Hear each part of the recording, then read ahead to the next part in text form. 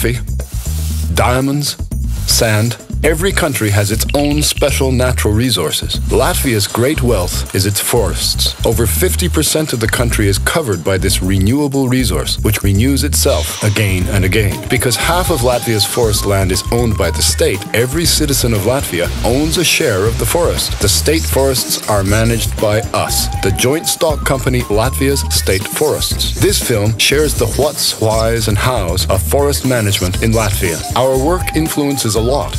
Quality of life, our country's economy, and the ecosystem. As a result, we have many stakeholders, some concerned about ecology, others interested in cost-effective heating options, others concerned about logging activities near their homes. Still others look upon us as employers. Our work is closely followed by competitors on the global market, while many locals want to know how we contribute to the country's budget. Everyone deserves attention, yet the most crucial voice belongs to nature itself. A full 1/5 of the state-owned forests are ruled not by human laws, but those of nature.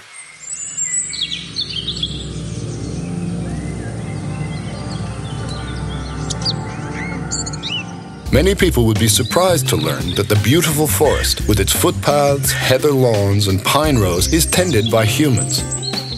True wilderness starts where the path disappears into the marshes, where the tangled branches prevent the most persistent mushroomers from entering.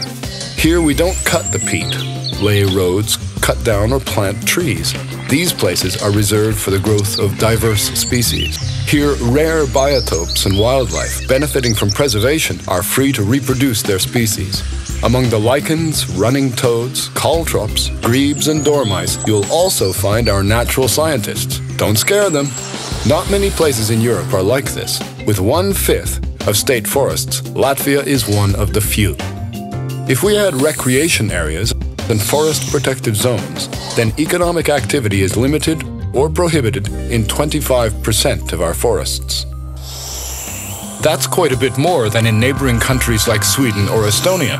Of course, we care about nature in places where logging is carried out also. Let's have a look at this.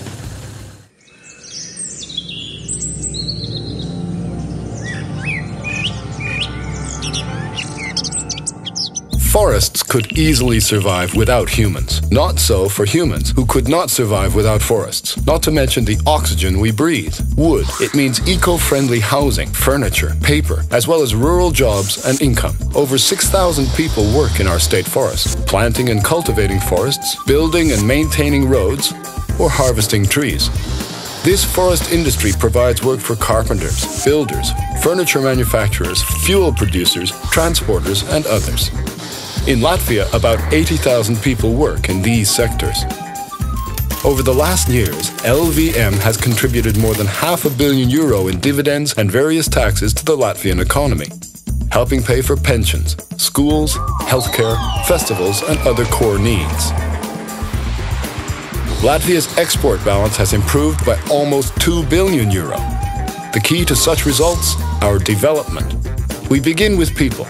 The woodcutter and his axe in Little Red Riding Hood is a storybook figure. Today's forest workers are educated to understand the processes of nature, plan work in the long term, and use the most modern forestry machinery, forwarders and harvesters. Today's work team is not a 30-man army who resides in nearby villages for months on end, but groups of 3 to 4 professionals. Forestry machinery and geographic information systems are smarter and more efficient than ever. Even trees themselves are developing. Scientists are working to develop new, fast-growing species. To help forests renew faster after logging, we cultivate nearly 50 million high-quality tree seedlings in huge greenhouses each year. Finally, state forests are managed today using a 7-year cycle.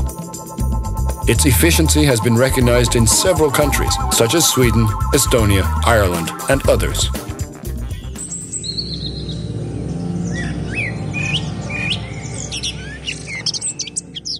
To allow forests to retain and even increase the amount of trees, to reduce operational costs and increase profits, and to minimize disturbances of people and nature. How is that possible? By optimizing work and caring for nature. This is the goal of the 7-year cycle. Not sure how it's possible to cut and still care for trees? Let's compare the forest to a cornfield. If we always want to get a good harvest, we have to ensure that the plants feel good. In our case, this means taking care of forests at all levels, from soil, moss and mushrooms, to birds nesting in the highest treetops. Sure, the forest is an ecosystem, so things are much more complicated and much slower than in a cornfield. We cut a tiny part of the tree harvest only once every 7 years. That's why it's called the 7-year cycle. But now let's take a closer look. We've divided the state forest territory into planning units, each sized about 3,000 hectares. This division corresponds with the road networks we need to transport a lot of heavy loads. The first year of the cycle is dedicated to preparations and planning. We repair roads and drainage systems. As we plan, we mark the territories not to be touched, protected areas, recreation areas, protective zones around bodies of water, and populated areas. And then we mark several wood felling sites on the map. Around 5% of the remaining forest area. The second year brings noisy cutting and the moving of timber. We mainly cut fully grown or overgrown trees which have already begun to age. A lot of uncut trees, bushes and branches remain on the ground. It's not negligence, but care for plants and animals. Bushes and branches hide caves and dells, which provide a living place for moss, lichen and insects, while so-called ecological trees serve as multi-story houses for woodpeckers, eagles, squirrels, bugs and other inhabitants. In year 3 at the cutting site, we prepped the soil for planting the young forest stand using special tools to help young trees adapt. We perform necessary jobs in nearby territories, thinning out young forests where the trees are too dense. Remaining trees thus will grow bigger and stronger. In year 4, we plant 2 new trees for each one we've cut. If needed, roads are repaired and drainage systems improved. In years 5, 6, and 7, we tend the young forest and thin it out. With proper care, it grows faster and better. Within 7 years, then, we finished harvesting, delivered timber to Latvian sawmills, repaired roads, and created a young forest stand, now at full growth. This work optimization delivers impressive results. At one time, woodcutter teams would work in a more chaotic fashion. Men would go and cut in one area, then another, with a lot of road repair and moving machinery.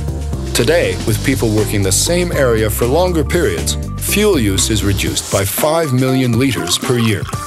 This, in turn, means a reduction in CO2 emissions. We keep 11.5 million kilograms of harmful gases from our lungs. Drainage systems and roads, both those of municipalities and the state, are perfectly repaired, but we save over €3 million annually by working in a more concentrated fashion.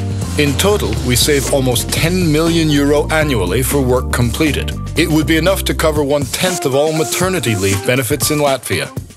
And if we compare the growth rate of trees to total cutting volumes in state forests within the last 10 years, the timber volume in the forests continues to increase.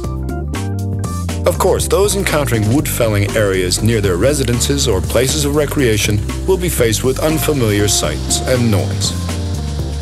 How can we respond? Just as construction crews or plumbers, we're sorry to disturb you. At today's wood-felling site, there will soon be new trees. Of course, soon in the forest means years, not minutes. New trees reach human height in 5 to 6 years. And at least 6 years of peace and silence follow one noisy year.